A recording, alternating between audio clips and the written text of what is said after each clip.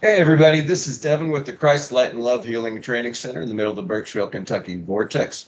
I'm back with part two with TN, KY, Bigfoot, Matt, and Jim.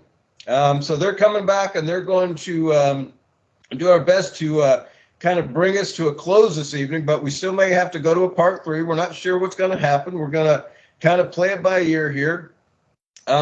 But Matt, I think when we left off in the last episode, and everybody who's watching this episode, I'm going to link to the first episode in the bottom.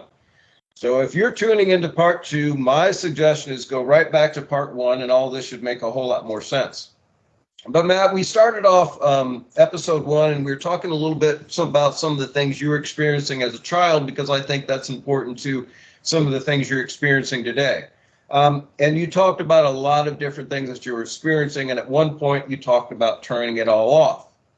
But you started to open up a little bit on episode one about the ability to see some people who have passed on to the other side. And so I've asked you on this episode to come back on and sort of, open up a little bit more about that, because I know myself, that's not ability that too many of us have. And so I know for a lot of our audience, they want a little bit more detail. They want something to chew on. They want to know a little bit more about, the life of a seer. So can you tell me a little bit more about some of those early childhood experiences where you're seeing people on the other side, Matt? Yeah, I'll explain a little bit. Explain the little child I saw that ran around the corner, and the other ones, if possible. I saw this. We were coming back from the recess, going to a lunch or something like that, and we were walking through the outside halls, and I saw behind us this young girl. She, I couldn't really tell if it was, if she was see-through or if she just moved fast. I know that. She moved fast around the corner. I saw her hair and her body and her hair, and the light was shining from that way towards her, towards me. So she's in between the sun and me. So all I see is the black shadow type of deal. But I could see the clothings. I went up there, ran out of line to see this girl that ran around the corner, because I thought she might have been in our class, supposed to be in our line or something like that, or something. I had to go and see. Went around the corner and there was nothing. No girl, no nothing. So I thought that was weird. And the teacher didn't saw me out of line yet. And so I stood there for a few seconds, and I heard her say that she was laughing at first. That's what it was. She was laughing at first whenever I got around the corner and said, "I got you." And I was like, "You got me? I don't even see you. You didn't get nobody because I can't even see you." This is what I remember. And I said, "What happened? Why are you not here?" I was confused. And then the teacher saw me, and then got back in line, and we were just walking back through that area again. And I was absorbing what I just saw and what I was hearing. And since I was in the back of the line again, I stood in that spot again for a few more seconds longer, to absorb what I just witnessed and see if she's still around. And she was. And I said, "What happened to you? Why are you still here? And why have you not moved on?" And she said she didn't know that she could move on. Where can she go? She just started in this world, and and now I'm walking around this school. I just can't get out of school. And I was so confused why she couldn't get out of school. So I told her about Jesus at the time. The first time I ever heard about Jesus during that same time period. I said, "There's Jesus. I heard that he has some light you can go to. For all I know, I don't know." And she said, "That's cool. I'll see what I could do with that, But she also said that she died there, and she didn't know why or how she died. She just died, and there was other ones that was there This was later on when I saw that there was other ones since I saw that. So that day went by. I saw that, and so the next day we were going towards recess and walking outside again, and there was a kid, a boy, he was walking with us in line, and I was talking to him, and there was my buddies to the right of me, and this kid to the left of me, and my buddies were like, "Who are you talking to?" And I realized I was talking to nobody, and I was confused of why I'm even talking to the wind. It felt like I was just talking to the wind, and that's during the time period where I was realizing I can't be talking to these beings because my buddies don't see it. People around me doesn't see it, and the teacher tells me to get back in line.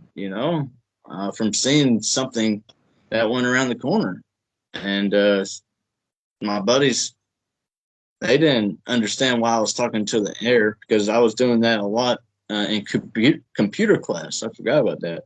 I was talking a lot to myself in computer class. We were just all lined up in computers and stuff, and it was like they're always around me or around all of us, while we're playing our little games or trying to learn how to type on the keyboard, playing on the learning how to work the computers, for computer class. And these kids were always behind us. And so a few times I get caught up in talking, just telling them, because they were very intrigued about these computers and these technologies. And they're like saying they could travel through it and stuff like that. And I said, how can you travel through this? And stuff like that, talking out loud. I've always been, for a few months, I was talking out loud to these beings behind me, these kids. And they always said they wish they had that type of technology. That's some cool stuff. They're kids, though. So I ended up cutting it off because of those reasons, because I'm talking to myself all the time. It's kind of weird. My buddies thought I was weird, so I was kind of getting pushed out of the fun groups, playing around with the slides and stuff like that. So I cut that abilities off for those reasons during that time period. And I still got my abilities to my seeing these beings walking around. I still have that ability cut off because I still don't see the point of seeing them, besides trying to help them out. I don't mind hearing them, but I prefer not to see them because, they moved on already. Yeah, can I give you a little precursor to what's coming? You're like, your story is out of the shaman, brother. Like you turned it off, and same with me, right? And then something happens to where either you're forced to turn it back on, or it just sort of turns back on. If this is the thing, if you were born with it, brother, and if you kind of got that shaman at heart, your reincarnated shaman, like that's your path, man. It's going to come back one way or the other. But you can request a source just to sort of shut it all down, and it'll shut down. God just always says, sort of as you wish, But I think you're fine. I think you eventually find though that it'll come back. I mean, and hey, if you're on a spiritual path, I don't care who you are. You don't have to be a seer or a psychic. But the higher you're going to get up on that spiritual path, everybody begins to see these things. Whether they like it or not, it's just part of the territory of raising your vibration. So, I don't know. We'll talk again here in a few years, and we'll see if that hasn't turned back on. But this is the thing. This is the thing, Matt. I would look at that as just being one little small trinket of probably what you've got the capability of doing. But once you start to really embrace again why you've come and what those gifts are, then brother, it can do some unpacking, and you might blow your own mind of what you've actually come in and with the skill set you have. So, keep that in mind. You can always you turn it off, but you can always say, no, we're just going to full blow it and see where this thing goes. So, Yeah, right. Yeah. I mean, I'm not gonna hold it against you because I understand, it's a lot of stuff. Mhm. But you can also remember this though too. You can get to the point where you can open it all up, and then you can kind of shut it down and turn it back on when it serves. So, Yeah. a lot of people have to be trained who are channels or who are channeling or who channel a lot of stuff, just how to shut that ability down, from certain hours of the day, so they can, just like you were in school, rather than being distracted by all the things around you and having all the kids say, "Oh, he's a little oddball." You do your oddball stuff, in your own time, away, and you turn it down the rest of the time. But that's just, that's me ranting. Um, well, that's cool, and I appreciate you sharing that. Let me ask you one other detail, and on this. Do you remember like the kids' clothing? Do you remember what they were wearing? Was it current day? Was it? No. What she was wearing was it was like a white dress that I forgot about this part, but I remember seeing her clothing, but I couldn't remember very clearly. But I remember more clearly now. She had more of a bottom white dress, but the top part was very dark. It was like a white dress with black lines in it. So it's like the light is shining through the dress, but I could see her legs through the dress, type of deal, and her Could body and hair. could you put a time frame on her clothing? She was too far away for me to get a visual of what her clothes looked like. But all the kids around that I've been with, they weren't in dresses. Yeah. They did I was, a 1 day dress or 1 week dress with all the girls type of stuff, but it wasn't like that dress from what I saw. I was going to say, when you were growing up, there weren't many girls wearing dresses when I grew up, and I imagine through you, there's probably even far fewer kids wearing dresses. Sometimes you can. I've noticed sometimes when you'll see different spirits that they'll actually be still wearing whatever it was at the time. So if they're from the 1800s, they've got their Victorian dress on or whatever it is. So, Oh, well, that anyway, boy. Sorry, that boy that I was walking with, that I was talking to. That boy had no shoes on. you know, and he was making fun of me wearing shoes. I was like, how can you make fun of me for wearing shoes when you got no shoes on? He was a funny kid. He was hilarious. He was joking with me like that. So I was like, well, dude, you I would rather not have shoes. I told him. The teachers tell me I have to wear shoes now. It was a fun well, conversation with it. you might be able to put that little kid then back. My father growing up didn't have his own shoes until he was 18. So, my father being, well, he almost 80 years old now, God rest in peace. But, who knows? You could have been looking at somebody, that would have been, well, not your father's age, obviously, but, 30, 40 years older that could have been around at that time. Who knows? But I find that interesting though, just to like when we can get a glimpse at these people of past, just getting up at what their garb is they're wearing, I think can show us tell us a lot about like what time they come from. So anyway, um, well I think we're going to go ahead and bring Dad in and try to open this story up a little bit more, and I'm going to give you guys the reins. I mean, I've already told my audience I've got a 30,000-foot overview of what this story is, but just like them, I don't know all the details. I don't know all the fine points.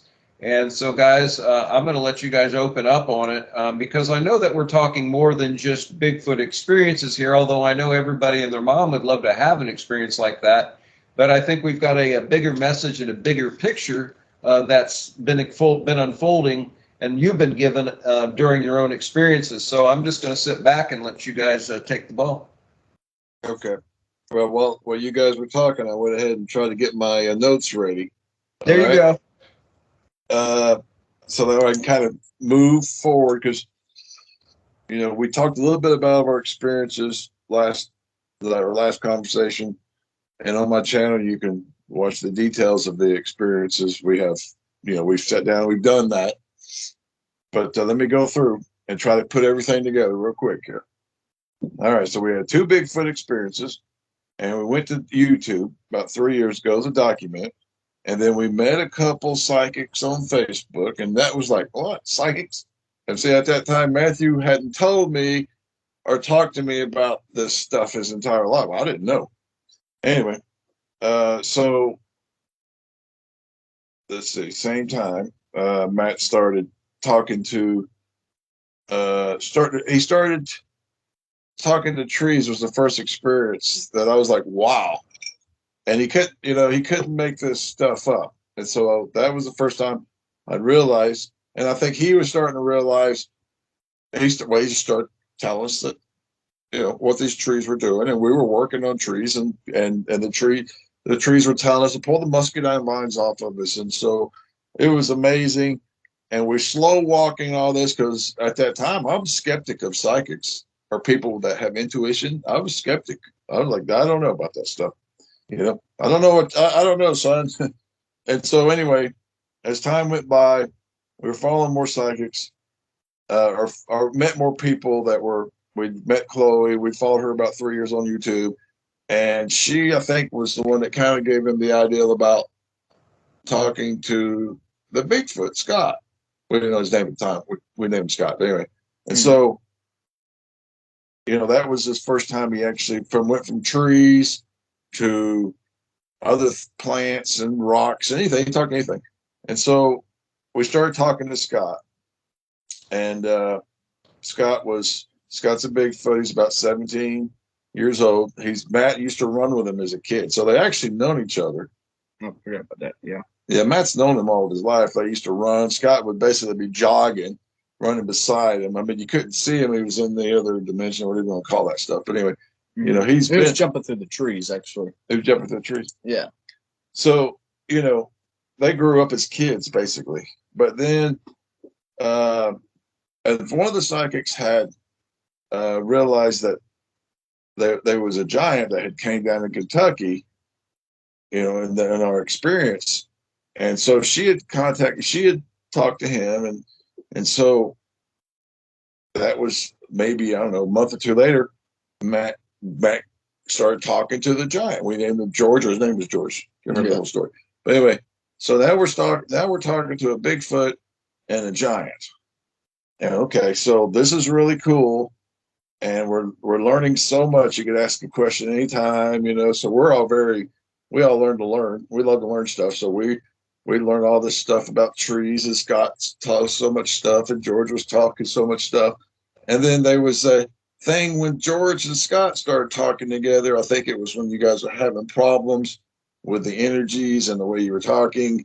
You were getting shivers and these other problems. And so as those two guys started talking together, Scott being the Bigfoot, George being the giant, they, I don't know, I don't want to say they became friends, but what happened was Chloe's down in Australia, and they liked her energy or whatever. I haven't asked them this. I just know that they went down to Australia. And so I get a message from Chloe, and she's like, your Bigfoot family is coming to visit us. And she explains everything that we had never told her. The dad is this, the mom is this, the baby looks like this. And I'm like, well, that's interesting. So we asked Scott and George, hey, what's going on? And they're like, yeah, we went down and, was hanging out with Chloe. And so she was channeling them on TV, and she's getting a kick out of it. We're getting a kick out of it because this is really funny and really cool. And then while they were down there, they run into some of the ETs. They hate Bigfoots, hate ETs with a passion. And giants do too, because they're just they can be horrible. And when they got down, they run into certain types of ETs that they were fearful of, and they found that they could actually get along with certain ones. And also down at Chloe's, there was a dragon and some fae that she had.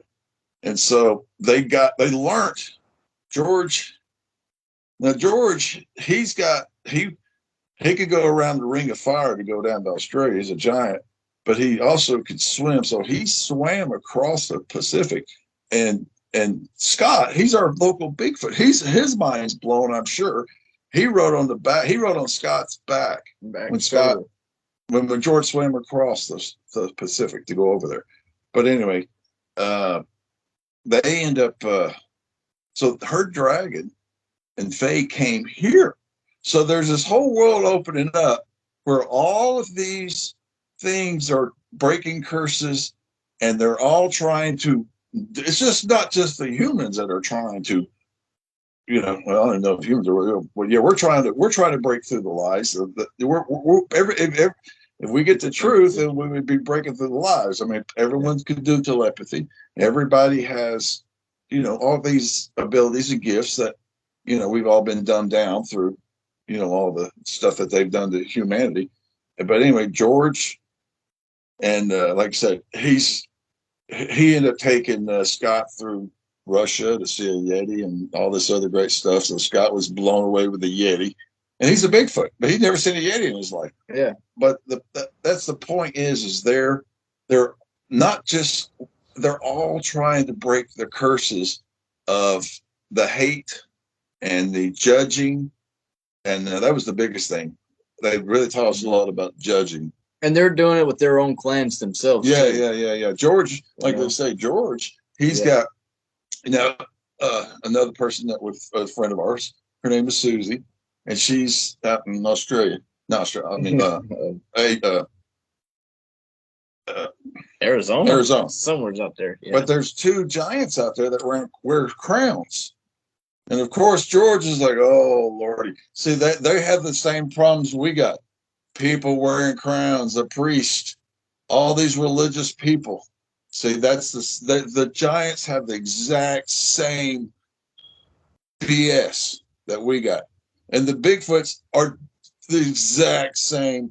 They're and the ETs, the good ones. Like I said, the Greys and some of these are just no.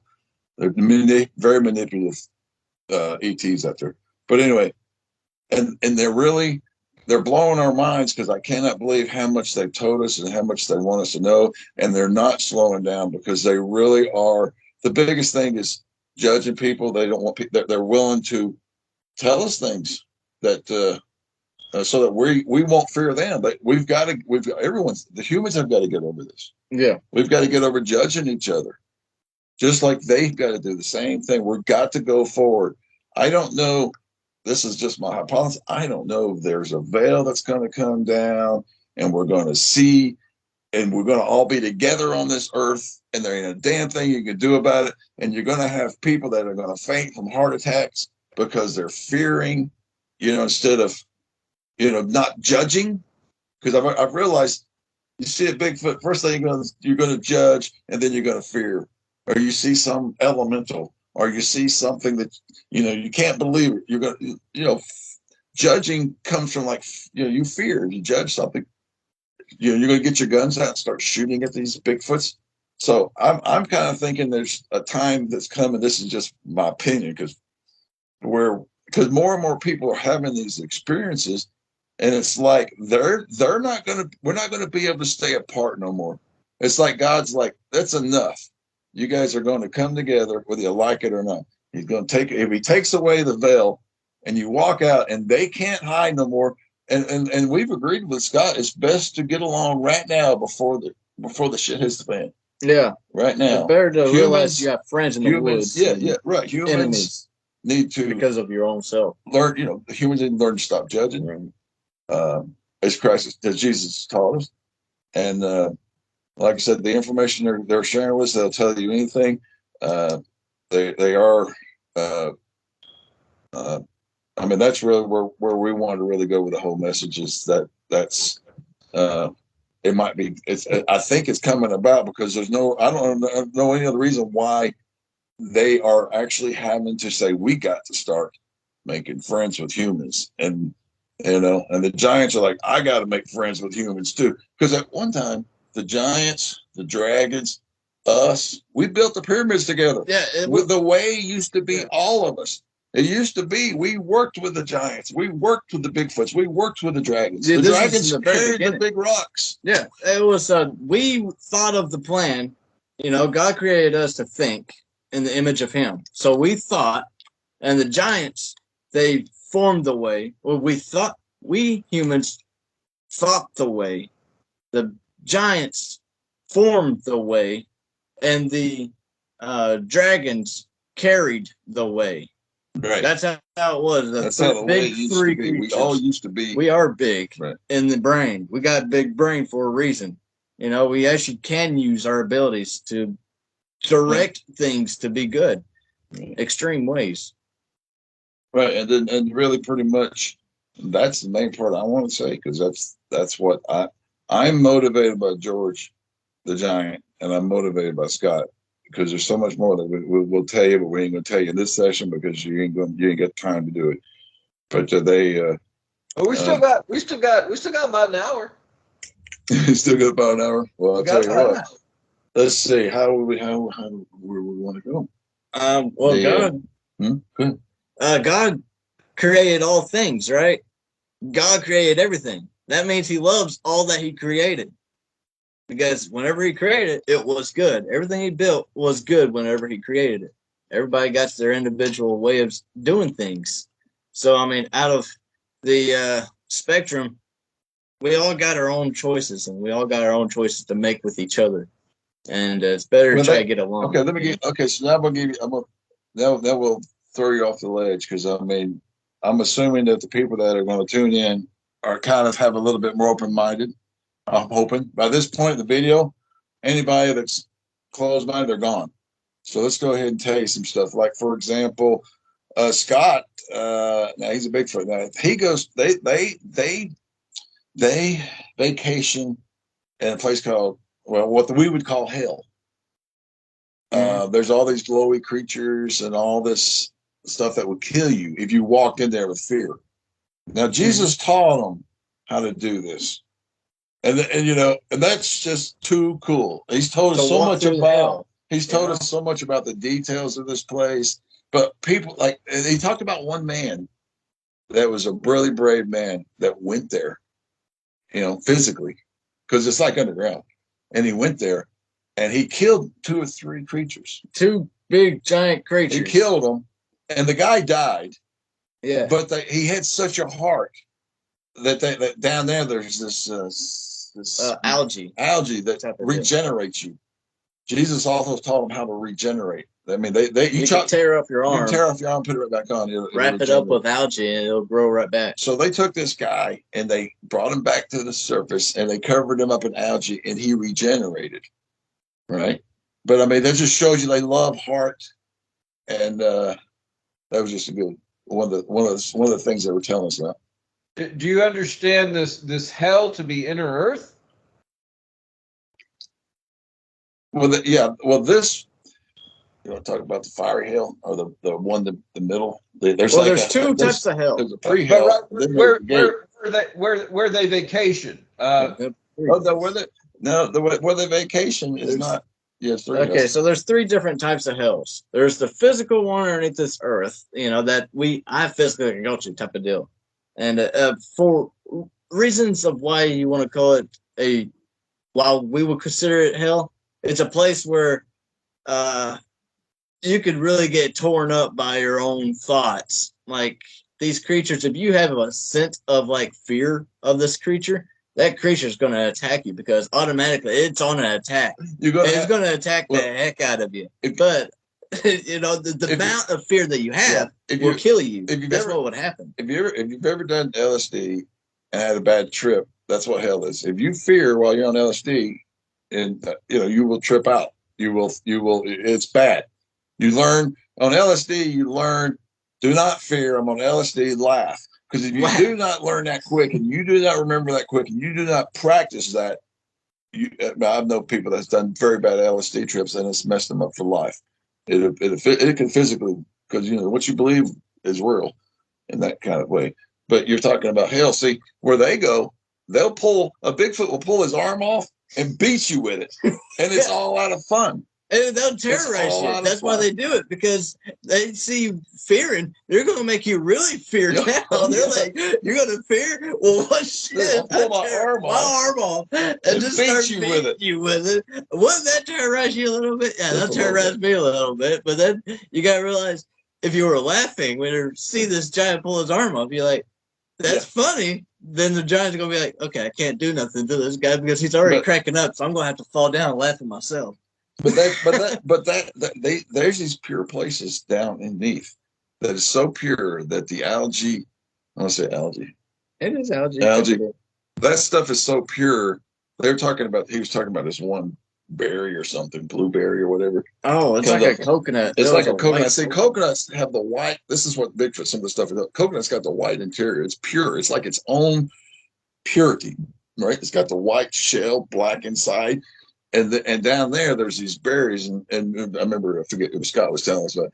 He told me that it was Scott. Like 10 times worse than the acid trip I took. I took acid when I was young, about 20.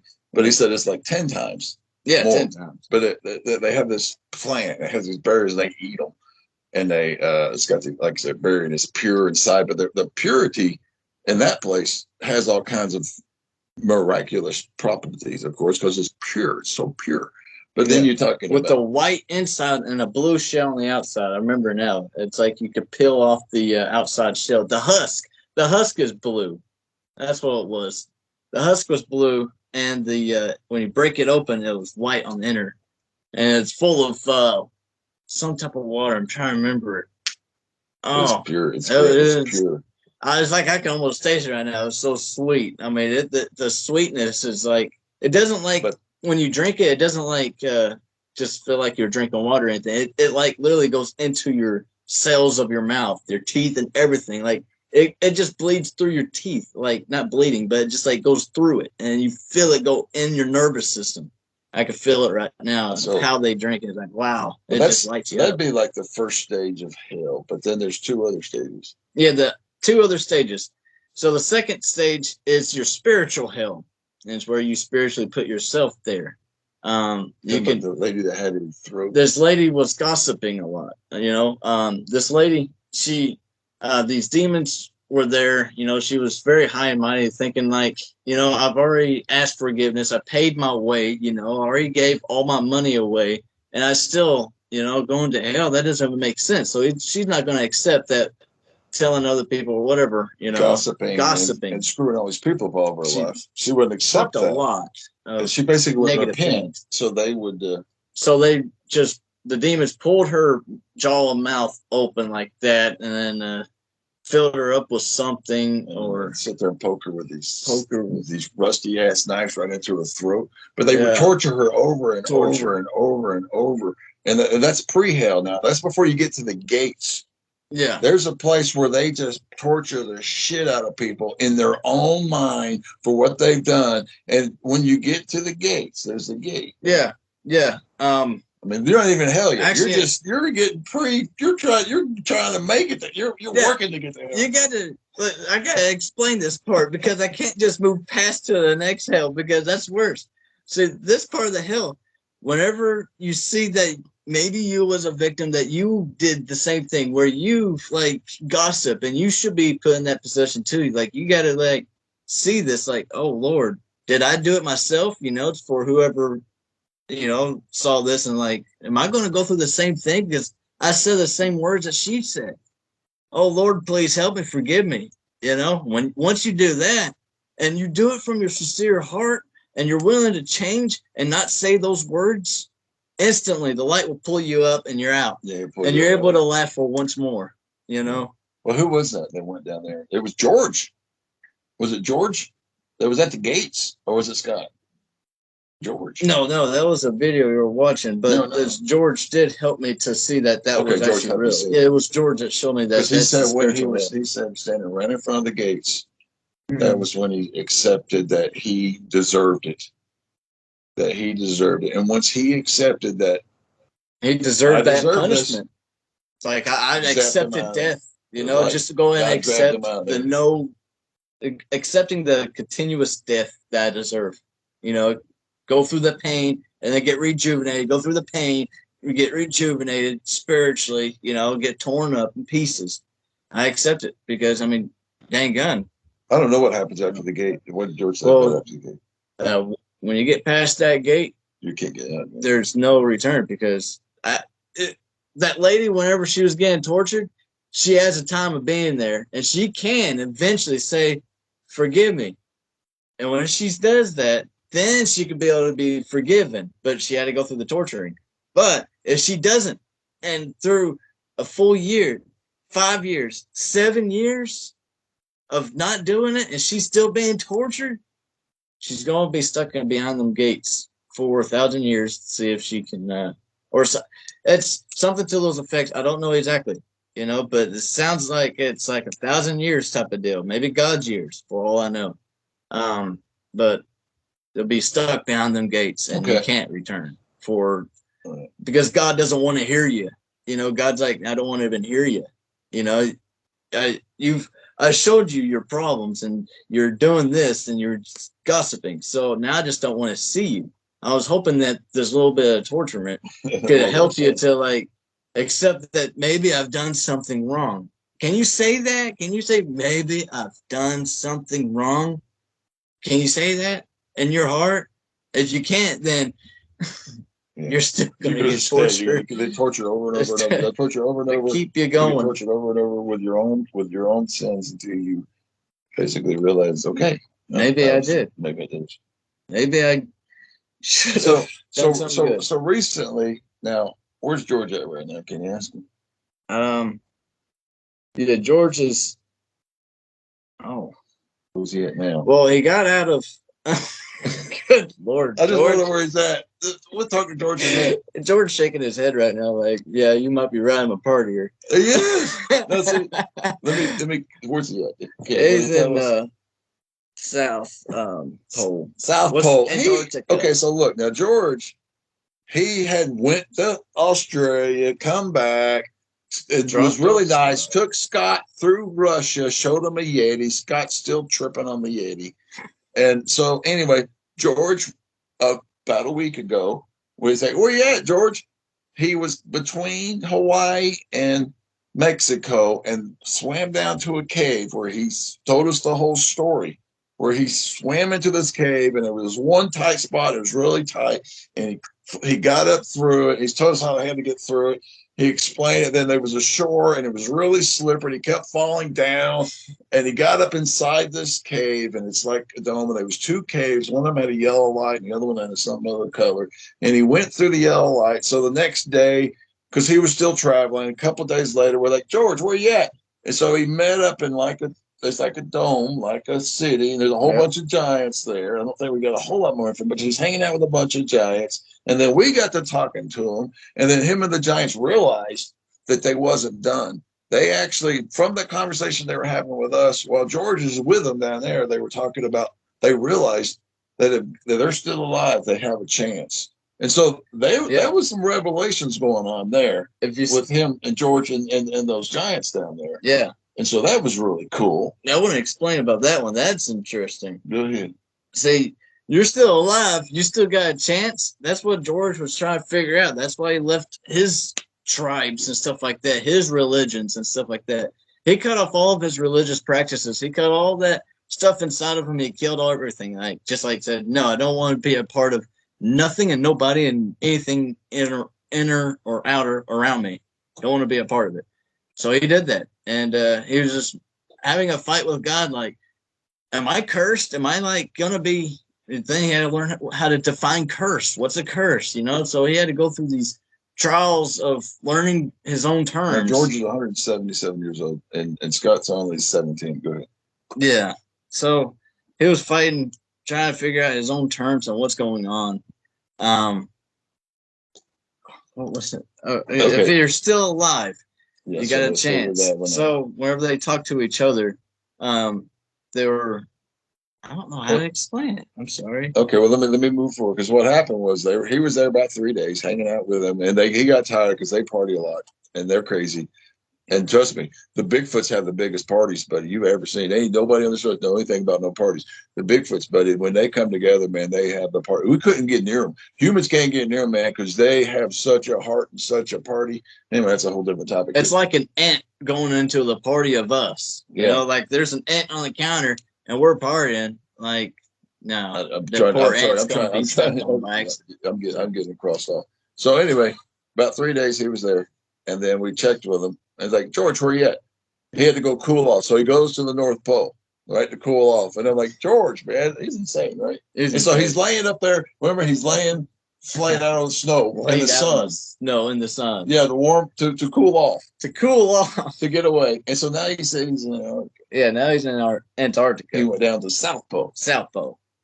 And that cold, cold, cold now. He's cooling off. He's cool, It's frozen. It's windy. He's like, man, I'm about to get picked up by the wind. So of course he ain't. He said, right. you know, he's cold.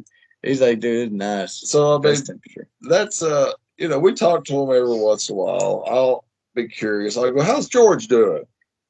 You know, but we went to the grocery store today, and I think we're telling you a little bit. You know, these avocados. I don't buy anything without, man, read this thing, and he'll pick it up and go, well, they're from Mexico, and they don't like it in the cold. They don't like it up here in Tennessee. You know, and it's funny because I mean, we're like, okay, are they good? Yeah, they're good. You know, pick up food, chicken. Is this chicken good? He'll be like, no, this chicken's like, I don't want to make you sick. I'm like, no way. I feel sorry. Some of the chickens, I mean, some of them, you know, the story of some of these animals are sad. And so we're like, okay, we're sorry, we'll put you back. So, I mean, that's just a day. I mean, like you said, you can talk to Scott right now. What's Scott doing right now?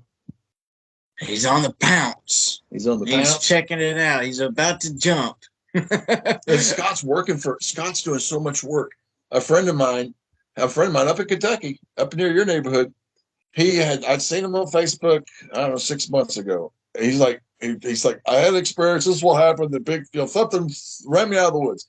So we got to talking to him, and I talked him into going out and giving someone a story. So he went on the YouTube and he did his story. And then he went back after that story, and he went out deer hunting, and he went to get his deer, and his deer was torn to pieces. And of course, we're like, got Scott involved. Scott, can you help us? Can you help this guy out? So Scott informed him, you're too close to this one family. You got to get on the other ridge. And so this guy, his name is Topher. But anyway, I could just tell he's one of those people that is close to his heart. You know what I'm saying?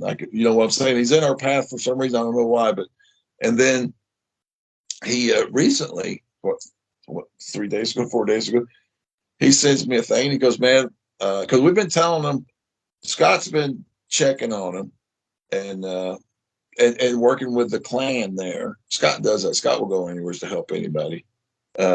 He's been there helping him with the clan that he had problems with. But anyway, he called. I get a message the other day, and he's like, man, you ain't gonna believe this, but the other morning I went to some place where he has wobbles, junk pile, and he was looking through them out in the woods, and a buck come walking up, and he said it was within 15 foot of him. He said he was there for 3 hours, and the buck stayed the entire time. And he said he knew that it was somebody or something spiritual had come to visit him. He said the buck even laid down while he was there. So we talked to Scott the next day. He said, I've seen 3 Bigfoot, but they were actually disguised as a baby deer and a buck and a female. And when I saw that and I shared that with Lakota, and I said, man, I don't know if does this make sense to you? He said, no, brother, that makes perfect sense. He said, in our legend, right, we'll say that you can be hiking up a mountain thinking you're going to go hunt for Bigfoot, and you walk by what you think is another hunter holding a gun and got a hat on and everything, and they'll say you just walk by Bigfoot. I mean, so, and I don't know exactly how they do it. I don't think they actually shift into that form. I think they somehow like mess with our mind to make us think that's what we're seeing. exactly. It could have been sitting next to Bigfoot the whole time. Yeah, that's what happened in that case. So we asked Scott what happened, and of course, Topher thought, well, was that, you know? I said, I don't know. I'll talk to Matt. At the time, Matt went in the room, so I'll talk to him tomorrow. So I'll talk to Matt next morning when he gets Scott on the line. Hey, Scott, and Scott says, no, that was not me, but I did put my spirit in that deer. See, so that Scott was there. But he did, his spirit was in that deer. But Scott did say, no, that was not me. It was the deer. I mean, I thought that was pretty cool because that's what Scott says. It was not, you know, we asked Scott, was that you? And Scott's like, no, that was not me. but I did put my spirit in that deer. And the purpose was to help Topher know that he's got friends in the woods, to help him get out of the box, because he's been really, he's been a hunter his whole entire life. And this is the total destruction of his life. You're talking PTSD. We went through it for 3 years. You're just like, I'm not going back out in the woods. And so, and the point we made with him was, that's the message that Scott wanted to send him, is that this is love. Scott's like, I'm showing you love. Scott was showing him love, right? And I'm like, wow, that's really cool. That's really, really nice. I mean, Scott went and showed him love. He said he was there for 3 hours. He said that deer was about 15 foot away and even laid down while he was kind of digging through these bottles in the dump or something that are out in the woods. And then I think it was. You call him Topher, right? Yeah.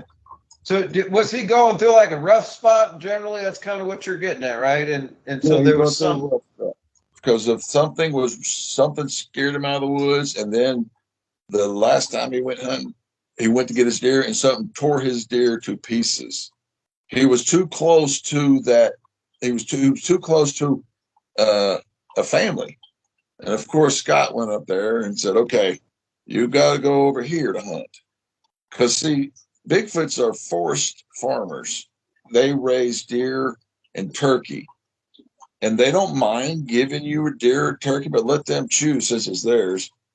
Have the right attitude, If you do shoot one of their deers or turkey, you got to respect it. That someone might own that deer or turkey, and Bigfoots do farm them. That's they're forest farmers. That they raise deer and turkey. Them arches. That's to help them old turkeys get on up in the trees. Now, they take care of that. They're family members. Bigfoots are family. They take care of their family. They take care of their deers. They take care of their turkeys. Like we raise chickens. They do the same thing. They even tried to mix.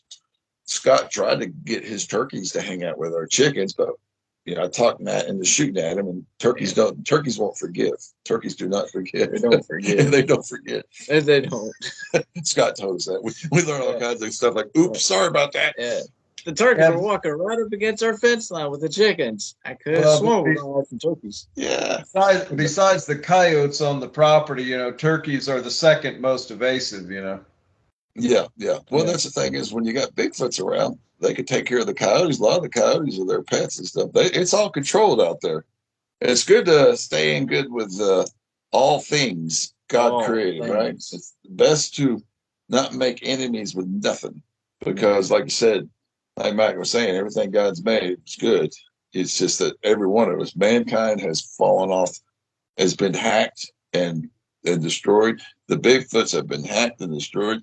The giants have been hacked and destroyed. The Greys are geno manipulators. That's their biggest obsession, is mixing and screwing with things. Bigfoots have been imprisoned and kept tortured. Giants have been, humans, all of us have been tortured and kept underground. And so, the only way I see this world is I see all the humans, and I see how, what's the word I use for it? They're destroyed. They've been hacked. They're crapped up.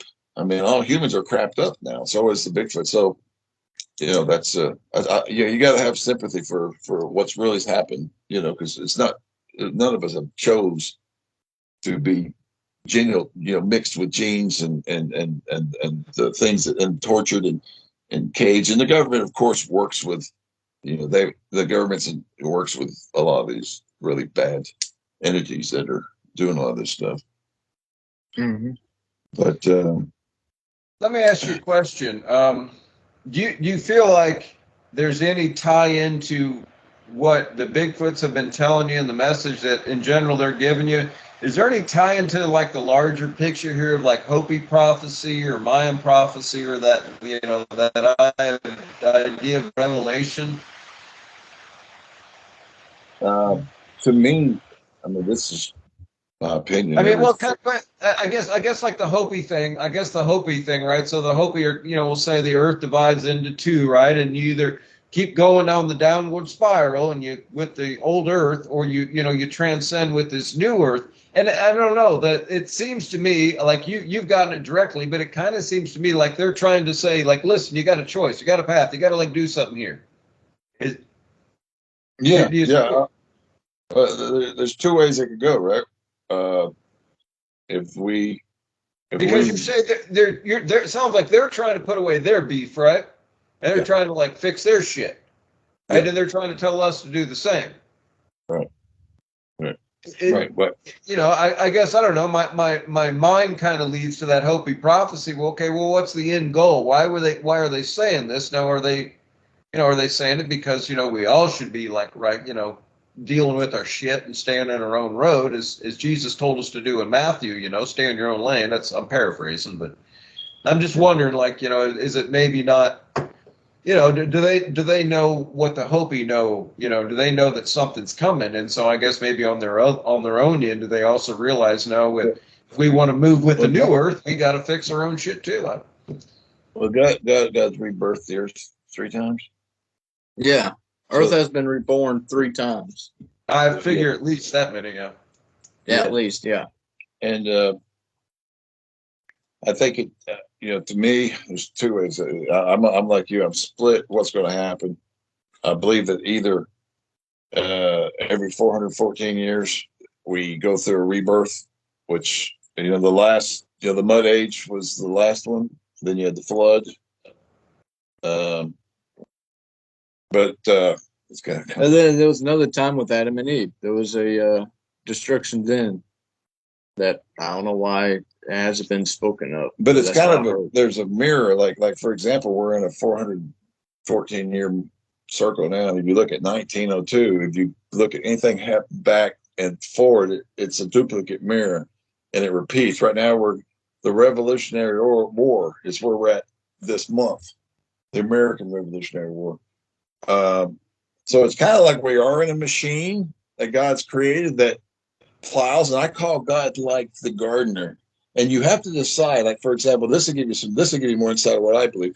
Like, we have to decide whether we're going to plow our gardens every year and start over. It depends on what we have coming or not. If I've got potatoes that are coming up and they're good, I might not plow it. But if it's not worth it and I need to plow, I will plow. And so unfortunately, I do believe that that the earth's going to have to get replowed again. It's kind of like washing of men. It's like, that's another way I like to say it. God has to wash men, or wash you do it every year. We do it. You see it in nature. You have to you have to plow that garden and plow it all under so that you can start again. I don't know when you're going to ever get to a point where you don't have to destroy the earth again. I don't know. Maybe a point that I think that's why there's a lot of anticipation, galaxies and everywhere is watching Earth, because I think man's at that point again where we're either going to get plowed under, or we're going to, like you say, come to be worth harvesting, be worth bringing forth. There's going to be, like you said, the lands are going to rise. You had both Atlantis and Mu. Atlantis being over in the Atlantic, and Mu being over in the Pacific. Both of those went down, and that was because of their designs. They built huge crystal towers, and they also started doing a lot of tunneling, and they brought those civilizations brought themselves down because of the tunnels they created. We get this big giant towers that they built. I mean, they had towers where giants were walking around in them. So these are huge towers. They had a tower bigger than Scott told you, Mount Everest.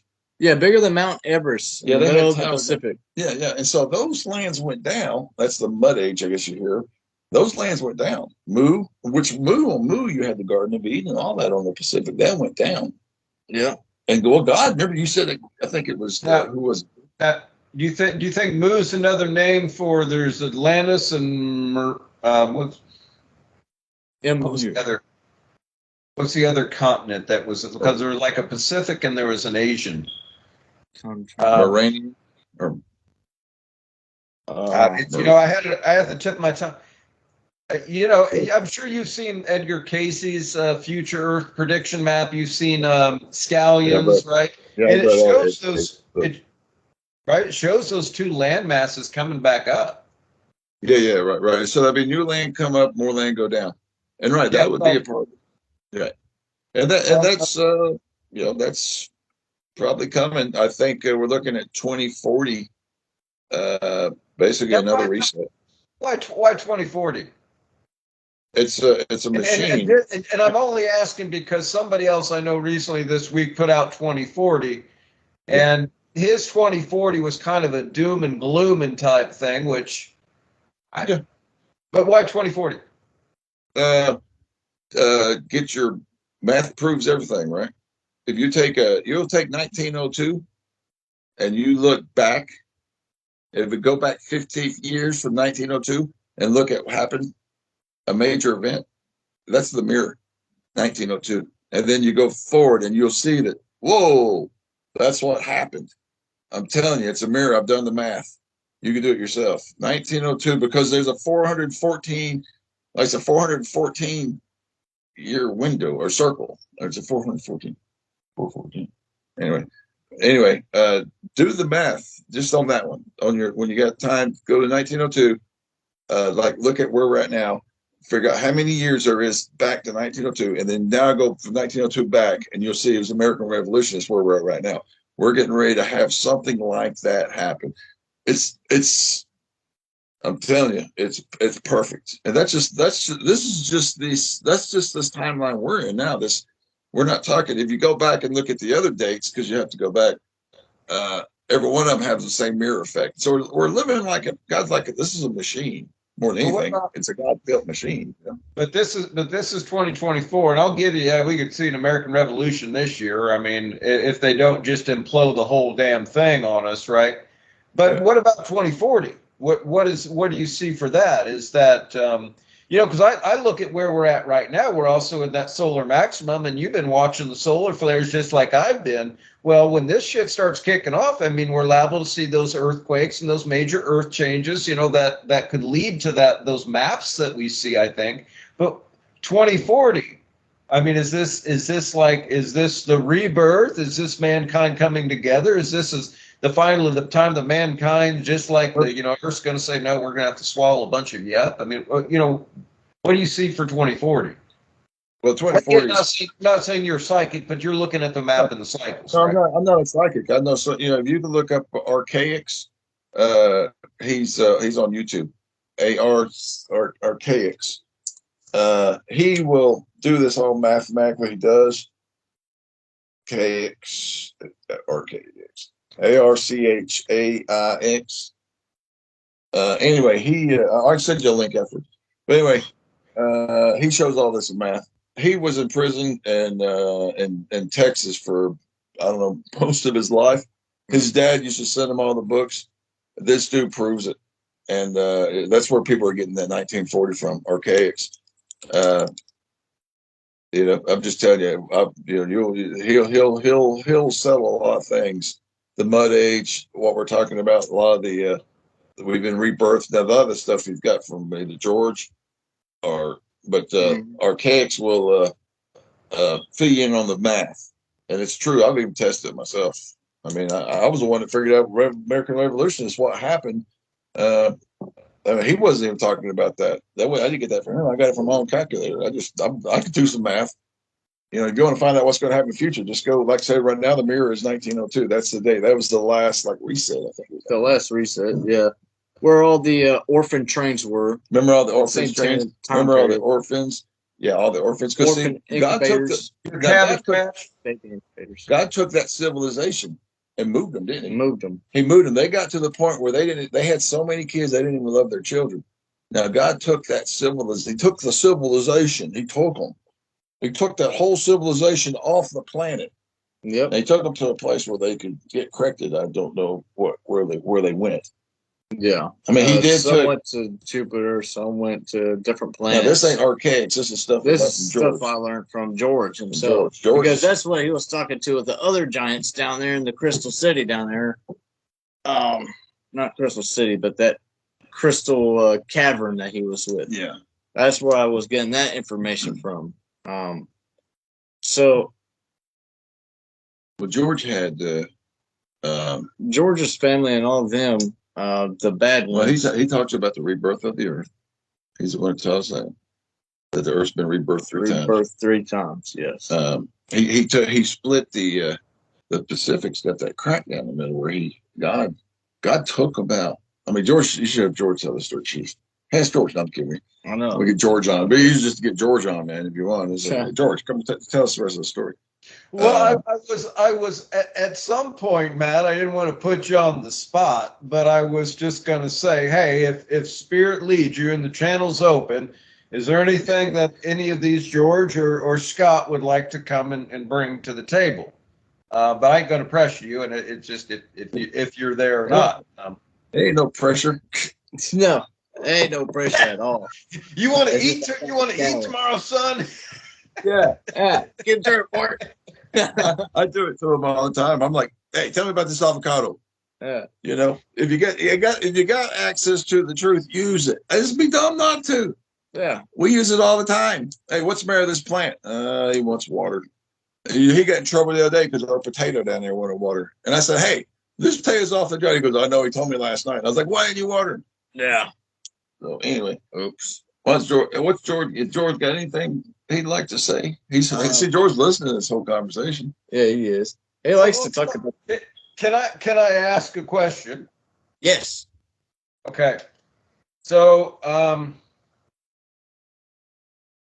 I guess my question is, with future earth changes, am I going to be underwater or will I be beachfront, new coastal property? Because as I understand it, the new Madrid fault's going to fall in and it's going to be not the Gulf of Mexico, but become the Gulf of Chicago. But I think I'm awful close to that line over here in Burkesville.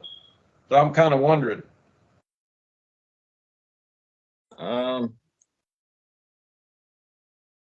That's the I'll have to talk to the source for that one, George. He doesn't know where the floods are going to end and how it'll settle and what's going to settle, because from what I'm hearing, it's the water is going to rise and then they're going to sink back down, and that's where the new lands are going to appear. But first, the waters has to rise. So yes, you'll get near or you will be flooded, but you'll have enough time to get to higher lands if you're not in the valleys, that far down. If you're not that far down, if you're kind of on the mountain ridge type of deal, you have more of a chance. I've already kind of figured if the ground starts shaking, I'm running up the top of my ridge. You got the place where you need to go. Yeah. That's right. If the water keeps rising, you know where to go. Higher ground. So well, you got a good spot. Sitting here on the Cumberland River, though, they got a couple dams that they haven't been able to shore up since the damn things were installed. The earth starts shaking, that whole damn valley's liable to be flooded in a couple minutes. Yeah, that's true. That's true. What does George have anything you want to say, or Scott?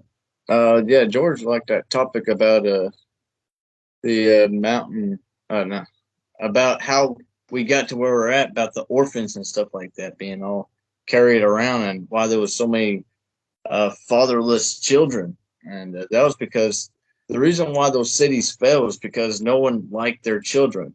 They raised their children. They had so many children, but they wouldn't pay attention to their children. They'll raise a child and they'll raise their daughter without giving them a solid husband to be with. Someone that'll be solid, because there's no families around no one around cared enough for their children to have a place to live peacefully and have structure and strength within them. George is also saying that God himself wants everyone to have their own individual push in this world, their own individual creativity in this world. You're the one that changes the frequencies around you. And you are also the one that accepts the frequencies around you, whether they're good or bad. You can let things in front of you takes its course. I don't know how to. Yeah, there it is. Takes its course. you can let things in front of you take its course and have people destruct themselves in front of you. Or if you just caught the lamp from falling, at least you won't have a busted glass on the ground with water everywhere. You know, you're the one that, God wants you to have your own individual force in this world, because without you putting your hands into the situation or having discernment of the reasoning why you don't want to put your hands in certain situations, you want to create a flower, you want to crossbreed plants, do that.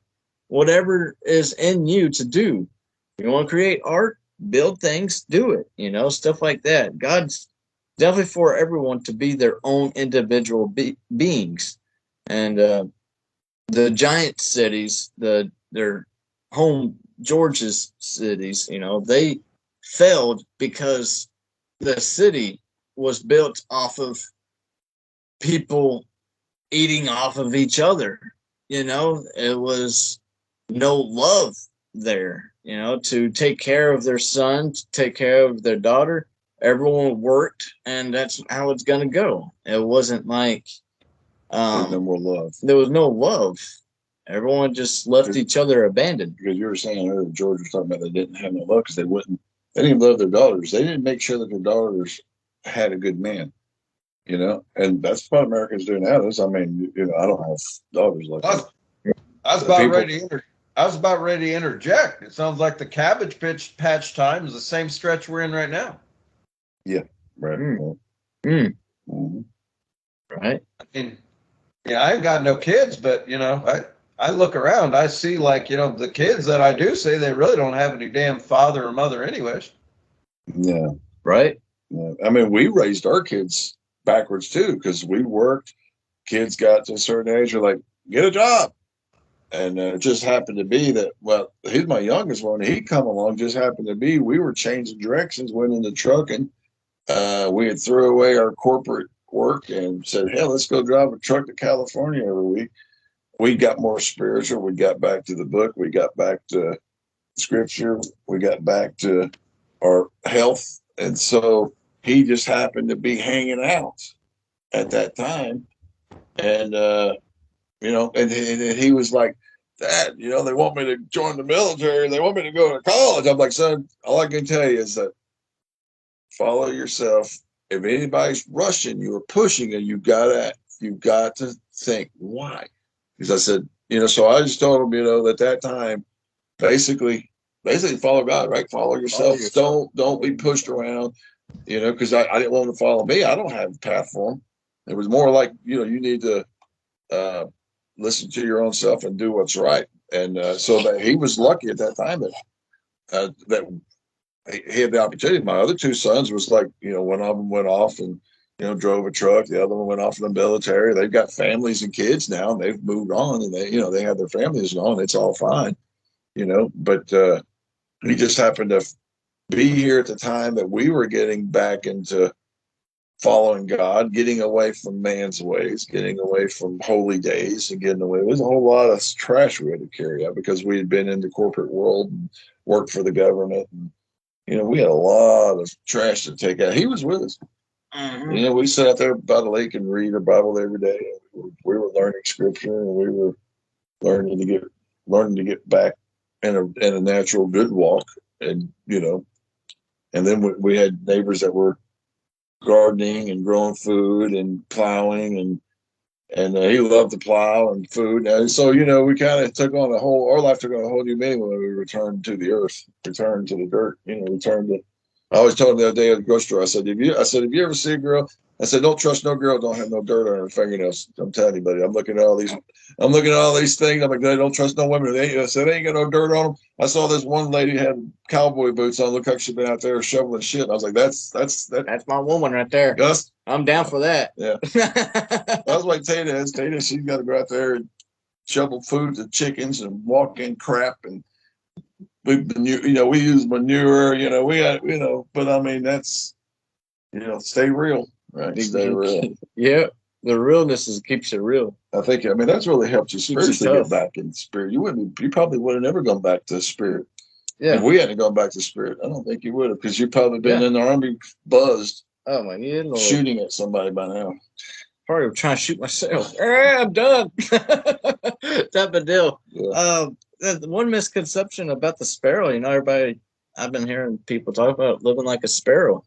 And growing up out of high school, that everyone's like, it's time to get out of the nest, fly out of your nest, get out of the nest. The Bible talks about it, live like a sparrow. Well, you're a human. You're not a sparrow. I mean, I agree. Fly to the direction that you're capable of going. Yeah. Make sure you can take flight. If you can't take flight, don't even try to flap your wings. If your wings ain't got feathers, you can't fly. No matter how hard you try. Pump them arms as much as you can, but if you ain't got no feathers, you ain't going nowhere besides the ground. So wait till you get feathers so you got a direction to fly to. And people were trying to push their kids out of their homes. Some of them have homesteads and stuff like that. And some of them are like, well, I want to still go and try the military and stuff like that. And certain situations where it happens, you come back from the military and your family's apart and your homestead's apart, and you ain't got any inheritance no more because the family split up. And you were going to lose everything because my other boys jetted, so I figured he was going to jet. We had our passports, and we were going to move to Puerto Rico. Where was it? Not Puerto Rico. Costa Rica. Costa Rica. We have friends down in Costa Rica. I was out of this country. I'm going to sell this joint. But I'm like, this young man here, I'm like, you really want to make a go of this? Are you crazy? I didn't trust him. I've already had 2 boys. I didn't trust myself. I didn't trust him. Honestly, just like anybody. I've already had 2 boys. I understand. They go for the city. They go for the money. They couldn't do the dirt.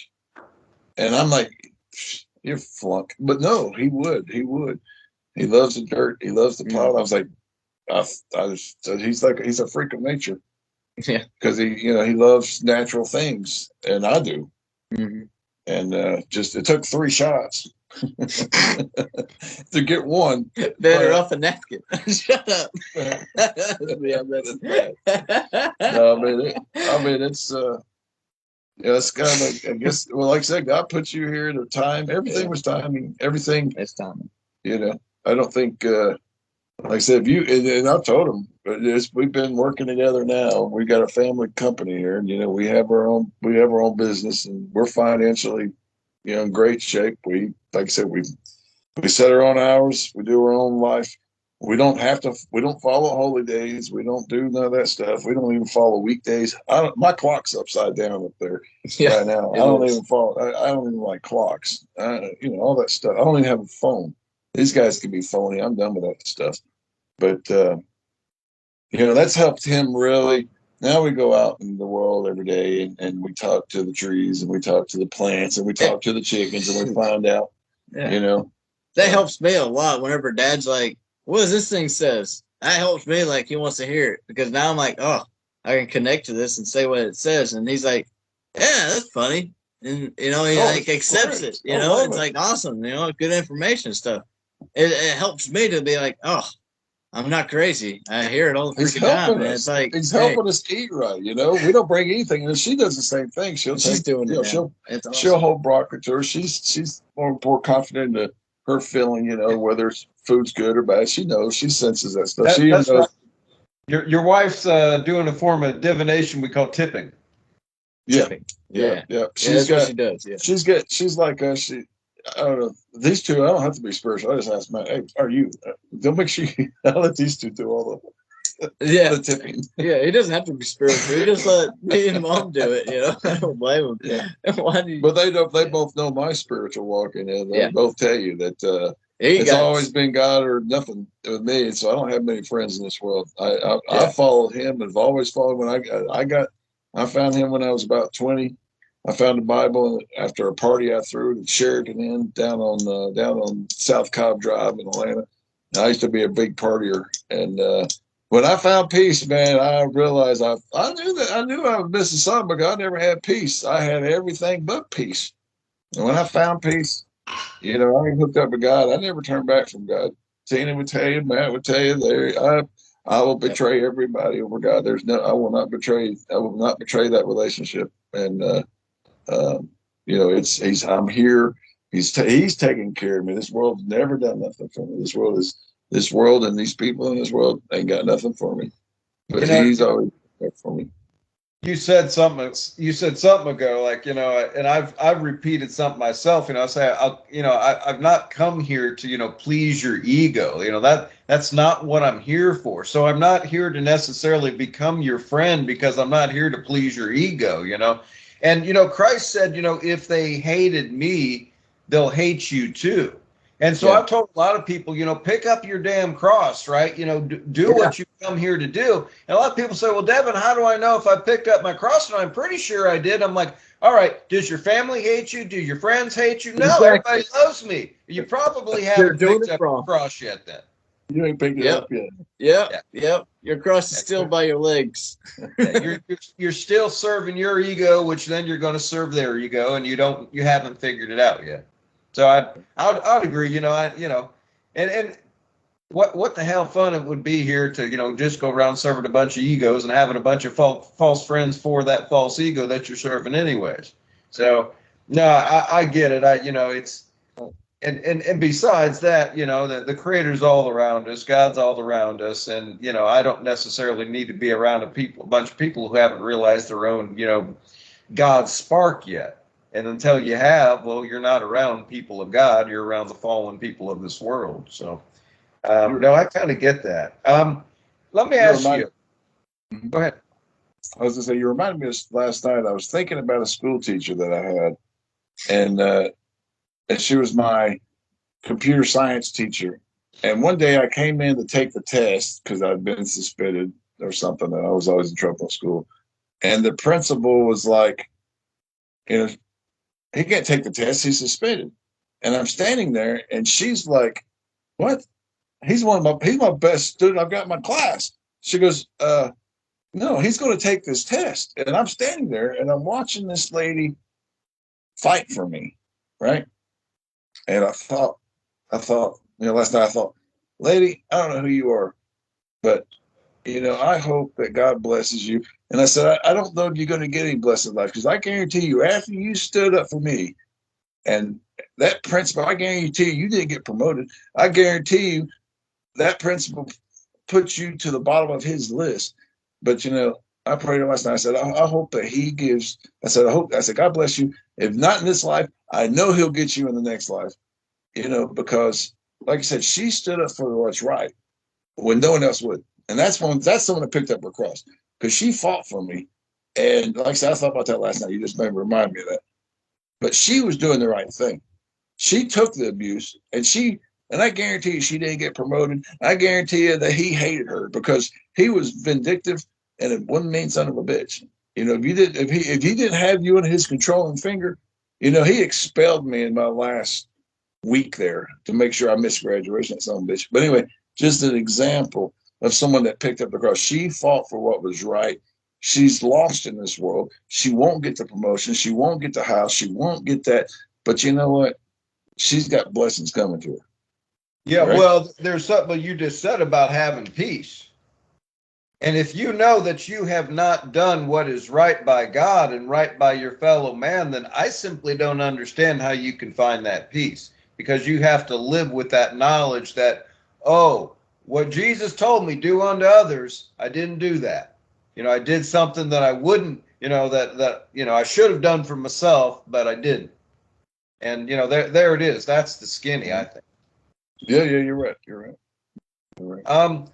Let me ask you, because we've got about 15 minutes before we're at about an hour and a half. And, I don't know that you can answer this, but, I find that my own experience with Bigfoot and a lot of these other, interdimensional and the UFO picture, like it seems to keep unpacking. Now, sometimes like I'll see 12 chapters unfold in a couple months, and other times it seems like wherever this is going, and my experience with it seems to go slow. But I mean, I'm not asking you to give me a prediction of the future, but like where does this Bigfoot thing and the giant thing, like where does this go? It's to break the curse. Yeah, It was now I can explain it. Go ahead. Go ahead. It's to break the curse, to be able to go back to the farms. There's nothing wrong to have with it. There's nothing wrong to have a city. It's wrong to neglect your forest creatures, your deers, your squirrels. It's wrong to neglect your farmers, your farms, your family. Nothing's wrong with the city. You just can't neglect your family. You can't neglect yourself. You connect. It's the curses. You got to break the curses within your own selves. Everyone, and my own self, and my generation before, families splitting apart. However it happened, it could have been just few words and families split apart, or someone passed and no one could stay together because one person passed away. I don't know how, but it's just curses. Break the curses and try to stick with the family and the farms and work with the creatures in the woods. I kind of give you the more in on that, because I was just thinking that, like, you were talking about Bigfoot and Sasquatch earlier. We were talking about how they're two different things. Now the Sasquatches, this is what we've got from Scott. Now the Sasquatches, they're more ET mixed. Like I said, ET, the Greys, they like to mess with genes, and they came from Atlantis, and they're more curious. The Sasses are, and they also will get into your business. Now Bigfoots are more heart, more family oriented. They won't get into your business. They believe in sticking to it. Scott has told us, I don't know how many times, stay in your own business. He's got a family. He's got little kids he cares for. He's got a mom and a dad, and he does not. He's like a zebra to us. We're different species. We're not meant to be together.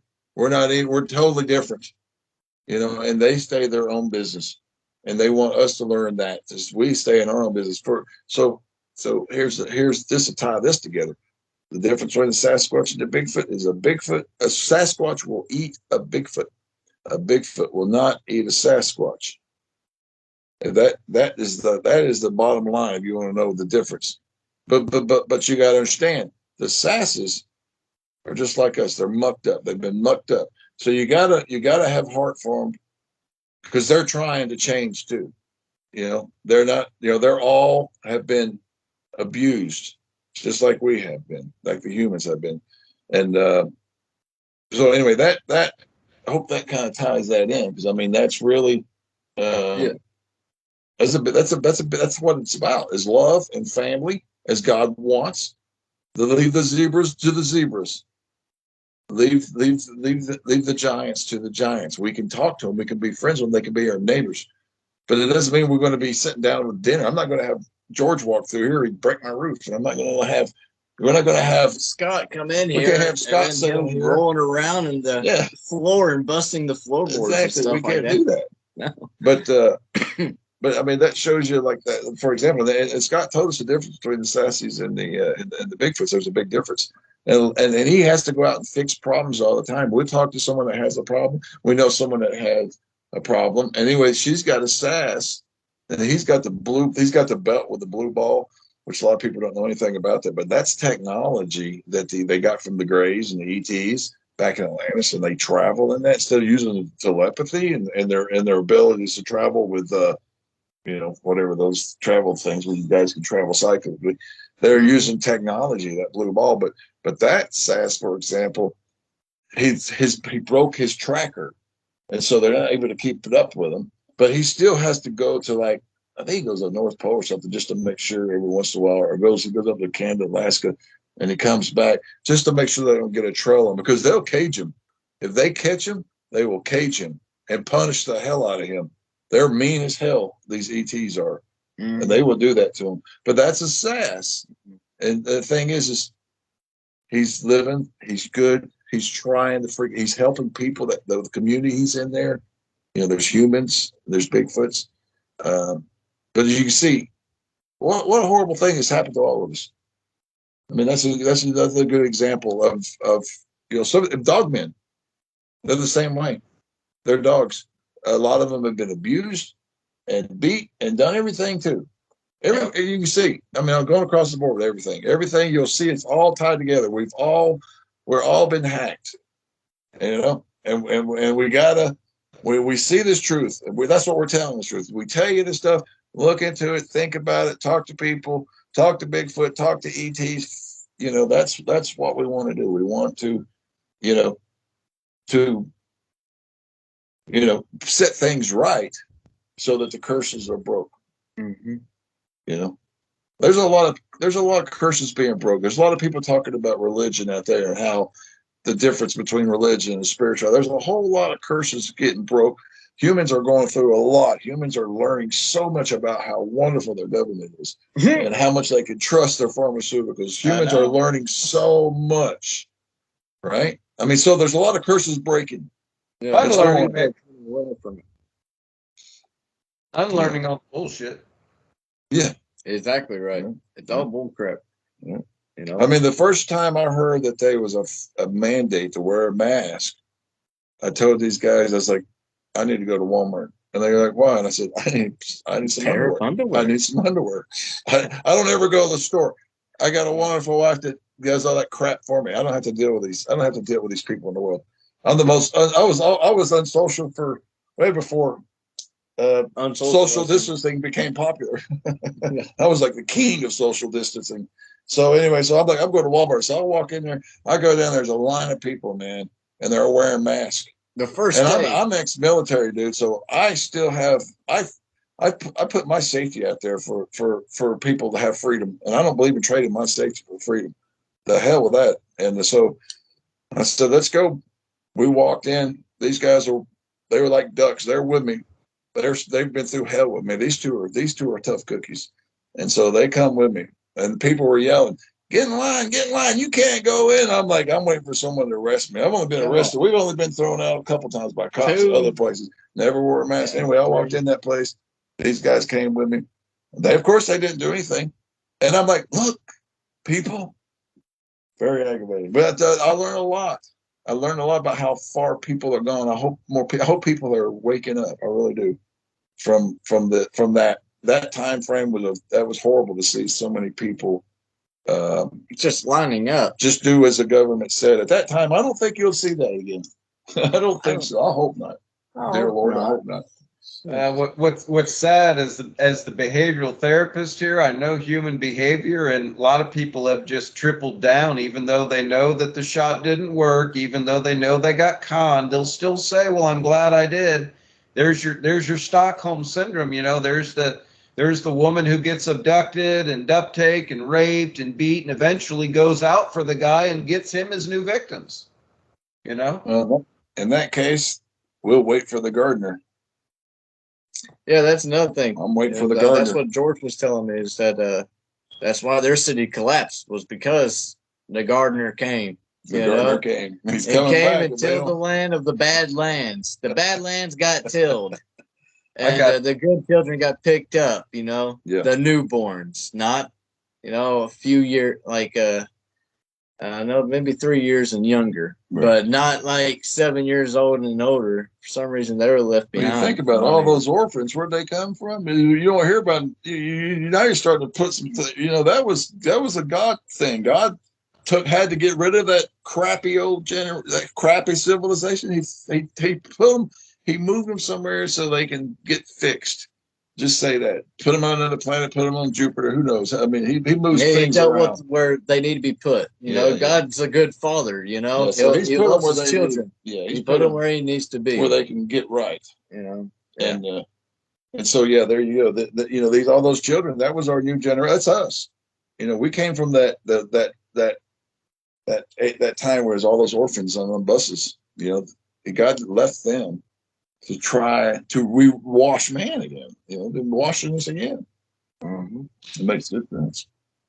Matt, I was going to ask you before we close up, although you may have already done what I was going to ask, because right before I asked it, you were kind of seemed to me you were doing a little bit of channeling. But is there anything before we sign off here you'd like to tap into and see if Great Spirit or that Christ light wants to say anything before we depart tonight? I'm thinking Scott might want to say something. We didn't ask Scott.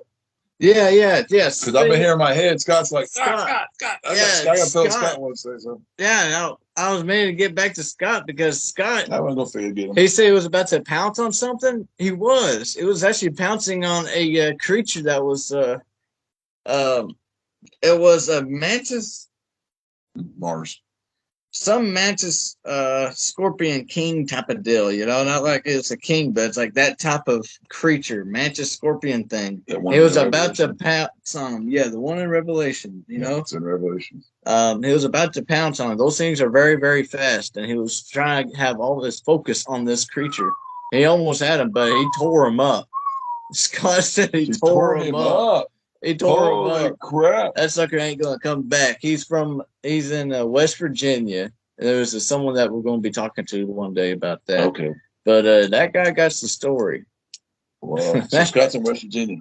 Yeah, tore up that creature. Yeah, those creatures, it talks about in Revelation, and they're getting ready, and they're all around. A lot of people are blaming a lot of the tree breaks and a lot of things on Bigfoot. No, those creatures in Revelation, just look it up. We had to look it up ourselves. Scott made us look it up in Revelation. Scott's like, look it up, man. Look it up. It's on the So Bible. we looked it up, and it is. You can read it. It's in Revelations, and they're getting prepared.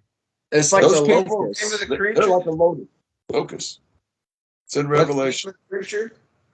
Revelation. Or the scripture that's part of the scripture, do you remember? I don't remember the part of the scripture. It was about the scorpion. If you can look it up, it's like a scorpion king, Yeah, we did the research when we were talking to mantis. I guess you said something about mantis. I've seen some mantis beings, so I was kind of wondering what. Some of them are good, but a lot of them are like the mantis beings. They're like the lead of the locusts. Yeah, well, there's some they call like God's watchers, but they're not here for the good. Just put that one in your pipe. Yeah, they're God's spies. Yeah, God's spies. Those are God's spies. They're They're very not fast. bad, but they're like They're not. They're getting good. prepared, and they're going to be these people that are judging and fearing. They're going to be doing some means. They're getting prepared. Supposedly, they're getting prepared now. There are a lot. You notice that a lot of people are reporting more and more things, especially around their houses and woods. There's a lot more damage. These things are supposedly getting prepared. Yeah, well, I'm hearing And it's not Bigfoots. Yeah, from what I'm hearing from Scott, he's like, people are getting into chaotic situations inside their household. Just wait till the Scorpion King comes to them. Yeah. You know that they're feeding off of that negative energy. And those that are still in that negative energy inside their own family household, they're actually creating the energy for y'all to keep up with that negative energy. So whenever they come feed off of you. They love it. They come to if you're fighting and arguing or doing all that stuff, they're attracted to that. And like I said, they're kind of like God's spies.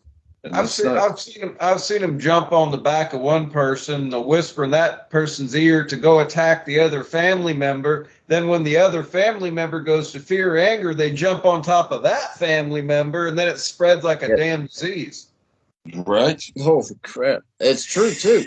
It's very, very true, because I know it was happening around here, and some people that was around, and ever since we cleared out some areas, that took away that energy, that negative sap energy. Of course, it tried to come back, but it couldn't reside back here. And it does help cleaning out the shady areas of your household around you. If you got shady areas. I love it sometimes because we're like we got to have some weird sync. So I was getting ready to say, man, I understand what you're saying about this shit because I had a closet that needed to be cleaned out for about a year, and I just, for whatever reason, wasn't going to go back there and do it. It was just like, you know what? The energy in this room's getting too icky, sticky. So I did the time, cleaned that dumb son of a bitch out, and I'll be like, damn, the room is like shiny and glistening and no bad energy. I was like, it was that closet. It needed to be just physically brought out and cleaned out. So I get it, man. I get it. Yeah. Hey guys, man, I really appreciate you coming back on here again and opening up on the story. I have to apologize. I know sometimes some of the commenters have said, Devon, you talk too damn much. I get it. too many traumatic brain injuries, and I'm still trying to find my podcast legs here, if you will. So, but I think it was still all good, guys, and Spirit, I think, brought it out the way it was supposed to be brought out. And you guys, if you guys get any other big information or any other big revelations that come out and you'd like to share them, you've got a spot here to do it. So you're always welcome back here on the show. And if everybody watching, of course, checking the links, I'm going to link to all their information so you can go and look into a little bit more of a lot of the different Bigfoot stories that they've had and interactions that they've had. Guys, again, namaste. I appreciate you coming on. My hat's off to you. A lot of people can say a lot of things about what we're doing here, but I want to remind everybody that it's the man in the arena that makes a difference. It's not the guy on the sidelines who's talking shit. So, yeah, cool. Well, you know where we're at, and we'll do like a monthly update with you or something, because we don't have no plans. I ain't got no plans, buddy. It's and I love to share. So it was good to get off our chest. You inspired us to speak, so that's why we're here. You never know. I found in my own life, you never know. Like, sometimes things can unfold so fast. Sometimes the universe slows it down a little bit so you can settle with the new information. But if you get another one of those big just spurts of stuff coming your way, let me know. And of course, we stay linked together, so we'll keep in touch with each other. But guys, again, love you both. Thanks for coming on, and everybody, good night. We'll talk to you again soon. Thanks for watching. Thanks, Devon. Love you too, buddy.